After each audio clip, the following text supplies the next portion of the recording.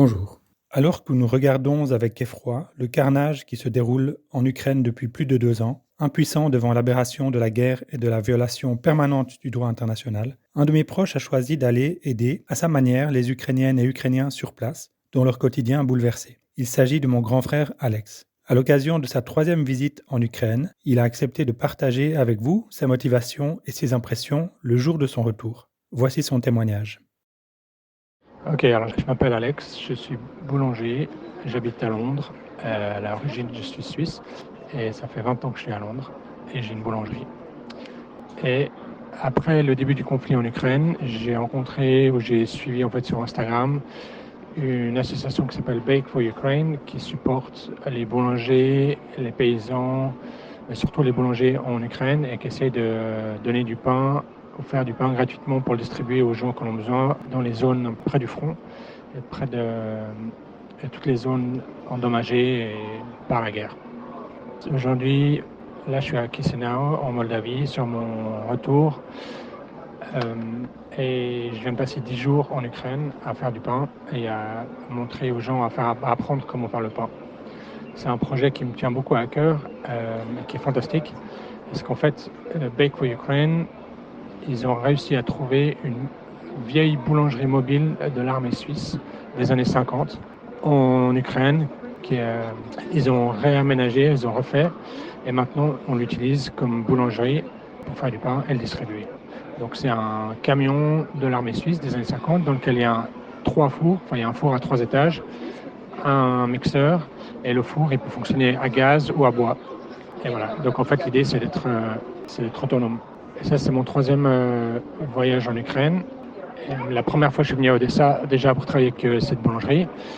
Et cette fois la boulangerie mobile elle est dans une ville qui s'appelle Mykolaiv, qui est à peu près à 2 heures de Odessa, dans la direction de Kherson ou de la Crimée, donc un peu plus proche du front. Et en fait, elle est parquée à côté d'une église, ou dans une église moderne, contemporaine, mais qui a de l'espace et qui a des gens, qui a une activité tout le temps là-bas en fait.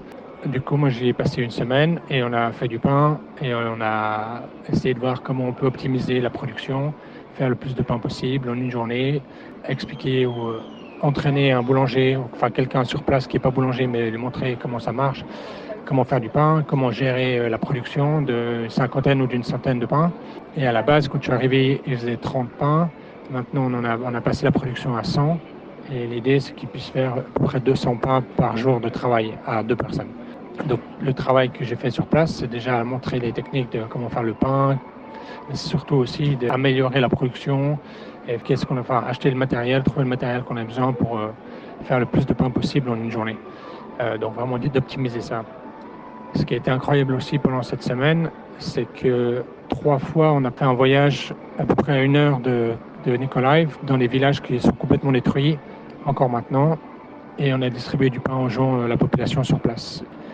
Les villages, en général, il y a 80% de la maison qui n'ont plus de toit, ou alors qui sont complètement détruites. Et ouais, c'est tout, en fait. Certains villages ont été occupés par les Russes pendant plusieurs mois. Mais certains villages ont été bombardés pendant 9 mois en fait, tous les jours, quoi. Donc tu vois vraiment partout l'impact en fait de la guerre. Donc c'est pas juste des toits qui manquent sur les maisons, mais tout est détruit, quoi. C'est vraiment, tu vois les impacts de balles et de trucs partout, quoi. Mais ce que moi j'ai trouvé encore plus fort que voir toutes ces maisons détruites, c'est quand tu penses à tout ce que tu vois pas en fait. Et quand tu vois toutes les tensions, les stress, toutes les émotions, toutes les horreurs qu'il y a dû y avoir, qui sont plus visibles, mais parce que là maintenant le village il est propre, il est bien organisé. Euh, mais ouais, quand tu penses à tout ce qu'on voit pas, je trouve que c'est encore plus fort que tout ce qu'on voit, même si tout ce qu'on voit c'est déjà très fort et difficile à accepter. Bref, ça fait vraiment plaisir de voir le pain qu'on avait fait à la main et le donner aux gens comme ça dans les villages. Parce qu'en plus, on fait que du pain au levain naturel. Et je crois que c'est encore plus apprécié par les gens parce que le seul pain qu'ils reçoivent d'habitude, c'est du pain de natto, du pain industriel qui devient dur après une journée, alors que le levain, c'est un pain qu'ils ont l'habitude, ils ont grandi avec. Et du coup, tu vois vraiment le nombre de dames embrassaient le pain ou le reniflaient tout le temps. C'était vraiment assez chaud à voir, assez beau. Ou alors juste de voir les gens grignoter le pain dès qu'ils l'avaient reçu, c'était vraiment assez magnifique à voir, quoi. Et en plus du fait qu'ils étaient vraiment tous super contents, enfin, c'était vraiment c'est chaud, ça fait plaisir au cœur, on va dire. Et voilà, après l'idée maintenant avec cette association Bake for Ukraine, c'est qu'on essaye de voir comment on peut optimiser ça, faire encore plus de pain. Là, ils ont trouvé 2 boulangeries mobiles suisses, enfin le même, mais dans des mauvais états. Donc maintenant, il faut essayer de les...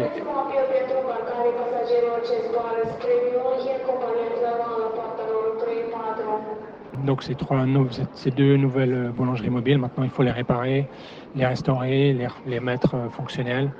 En plus, comme c'est des vieilles machines suisses, il y a beaucoup de parties qui sont, enfin des pièces qui sont pas forcément faciles à trouver ou à réparer. Et c'est vraiment vieux et c'est lourd et c'est robuste, mais ouais, c'est du travail de les restaurer. Ça, c'est mon 3e voyage à Odessa, enfin en Ukraine. La, la, la, mon dernier voyage était à Kiev surtout. Travailler dans une autre boulangerie qui travaille aussi pour donner du pain gratuitement dans les zones euh, endommagées, on va dire. Et en plus de ça, eux là-bas, ils travaillent avec des personnes qui ont des problèmes mentaux ou des disabilités.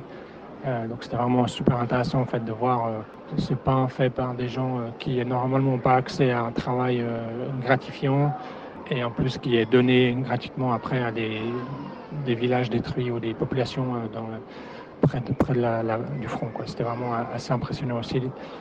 Ce qui est vraiment impressionnant en Ukraine, c'est la résistance des gens, de voir à quel point, même si c'est horrible, ils sont bombardés tout le temps, enfin, il y a toujours des raids et des alertes. Enfin, même à Odessa, où il n'y a pas la guerre directement, c'est pas au front, mais tous les soirs, il y a des alertes, toute la nuit, enfin, il y a plusieurs fois, 3-4 fois par nuit, il y a des alertes aux drones et missiles. Et après, la population, eux, ils, ils entendent même plus les sirènes, quoi. C'est assez impressionnant. C'est vraiment dire après 2 ans de sirènes tout le temps, ben voilà, tu continues ta vie normale et les sirènes, ben tu fais plus attention, quoi. Je crois que j'étais plus ou moins le seul à vraiment les entendre ou à réagir plus ou moins, quoi. Odessa, c'est vraiment une ville que j'aime beaucoup. Depuis la première fois que je suis allé, je suis un peu tombé amoureux de cette ville. Quand j'y arrive, la première chose que je veux faire, c'est aller au bord de la mer, voir la mer. Et en fait, c'est vraiment magnifique parce que tout le long du bord de la mer, il y a une espèce de route, enfin, il y a plein de plages, et après, le long des plages, il y a une espèce de chemin où tu peux aller courir, ou ça s'appelle le chemin de la santé, où les gens font du vélo ou courent. Et j'adore, en fait, aller courir là-bas, le long de la mer, c'est vraiment magnifique. Et voilà, je trouve que c'est une ville très relaxante, reposante, c'est une vieille ville, avec une architecture européenne, et une cuisine incroyable, il y a vraiment des produits vraiment super bons, et vraiment, ils sont très fiers de leur cuisine, ils sont très fiers de leur ville, elle est vraiment magnifique, je trouve. Ouais, je me réjouis déjà de revenir la prochaine fois et d'aller me baigner et d'aller voir mes amis et de les aider. Alors voilà, ce qui est important pour les gens en Ukraine, surtout, c'est qu'on les oublie pas. Et en fait, je pense que c'est pour ça qu'ils apprécient qu'on aille les voir. Même si ce que je fais ou ce que j'ai fait, il y a peut-être que quelqu'un d'autre aurait pu le faire, je pense. Euh, mais c'est le fait de voir qu'il y a des gens de l'extérieur qui viennent et qui pensent encore à eux et qui ne les ont pas oubliés et qui leur donnent de l'espoir. En fait, je pense que ça, c'est vraiment le message un peu le plus important. Parce que cette guerre, elle a duré, enfin, elle dure, personne ne sait combien de temps ça va durer. Eux, ils en ont juste ras-le-bol de cette guerre et ils en ont ras-le-bol de voir leur pays et leur population se faire détruire. Donc d'avoir des gens qui viennent un peu de dehors de ça, c'est ce qui est positif pour eux en fait. Si maintenant quelqu'un a envie d'aider et de faire un peu un geste pour ça, je peux faire que recommander Bake for Ukraine. Je pense que le travail qu'ils font, il est juste hallucinant. Moi, je suis une toute petite goutte d'eau en fait dans tout ce qu'ils font, mais c'est vraiment incroyable. C'est des femmes qui font ça, elles sont pas payées, elles font vraiment, c'est que de l'amour en fait, ils font ça vraiment que de l'amour et ils font vraiment un support vraiment vital.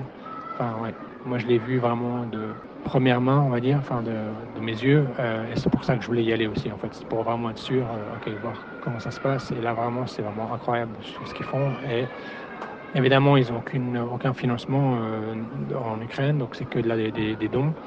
Donc si quelqu'un a envie de les aider, je pense que ça vaut vraiment la peine et c'est vraiment un beau travail. Je pense que c'est vraiment nécessaire. Donc j'encourage vraiment n'importe qui qui a une maison avec un toit et 4 murs et un magasin pas trop loin et qui n'est pas traumatisé à chaque fois qu'il y a un bruit lourd ou fort en se disant ah c'est certainement une bombe.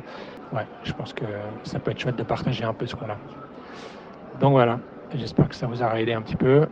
Et en tout cas moi ça me fait vraiment apprécier la vie et la simplicité et les gens et les sourires.